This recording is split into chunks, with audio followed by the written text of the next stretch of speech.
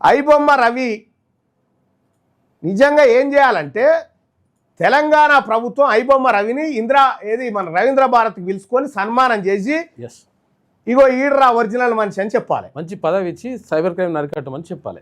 అతన్ని నీతోడు కాకపోతే సజ్జనార్ గారు వీళ్ళని ఎట్లా పట్టుకోవాలో అతన్ని వాడి తెలుసుకో.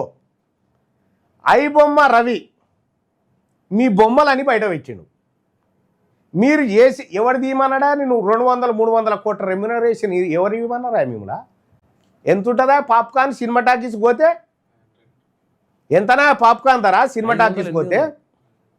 200-300 800-500 800-500 ఎవనియా సినిమా టాకీసులు?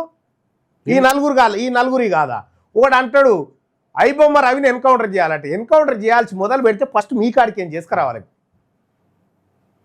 నీళ్ళ బాటిల్ 150 150 నీళ్ళ బాటలు. సమోసా 100 రూపాయలు ఉంటుంది. ఏం దోపిడి రాబాయి ఇది? టికెట్ 10,000. నిజంగా ఐబొమ్మ రవి ఈ తరం యువతకి హీరోనే, ఒరిజినల్ హీరో.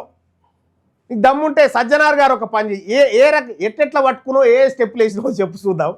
నువ్వు చెప్పలేవు, ఎందుకంటే పుత్తపుణ్యానికి అలా భార్య పట్టించింది కాబట్టి మీరు ఆడ ఏతులు కొడతా ఉన్నారు. కానీ లేకపోతే మీతోటి ఏడవుతుంది పట్టుకునుడు. అతను చాలా వెరీ టాలెంటెడ్. ఐబొమ్మ రవికి సంపూర్ణమైన మద్దతు ఇస్తున్నా నేను, సంపూర్ణమైన మద్దతు. ఎందుకంటే పుణ్యానికి సినిమాలు చూపెట్టిండా?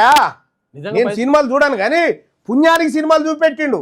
నిజంగా పైసలు సంపాదించాలనుకుంటే సజ్జనార్ గారు ఇప్పుడు ఆ ఏ సకాలను పక్కపండి కూర్చుని పెట్టుకొని ప్రెస్ మీట్ పెట్టినావు కదా, ఇంటి దోపిడి బాధితులు లేకపోతే అత్యాచారానికి గురైన బాధితులను అట్లా కూర్చుండ పెట్టానట అన్న ప్రెస్ మీట్ పెట్టినావా నీ ముఖానికి?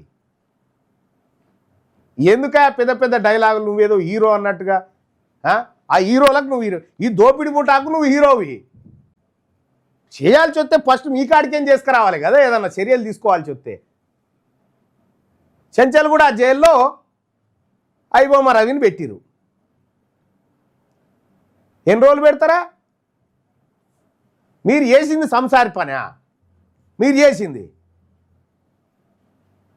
ఎన్ని చేయలే సజ్జనార్ గారు? నా దగ్గర ఎన్ని ఎరికేనా? నువ్వు పైసలు తీసుకొని కబ్జాలు ఇప్పించిన ఎన్నున్నాయో నా తానా లెక్కలేని ఉన్నాయి. ఆర్టీసీలో వాటర్ బాటిల్ వాళ్ళ బొమ్మకి ఇచ్చి ఒక్కదందా నా నీది?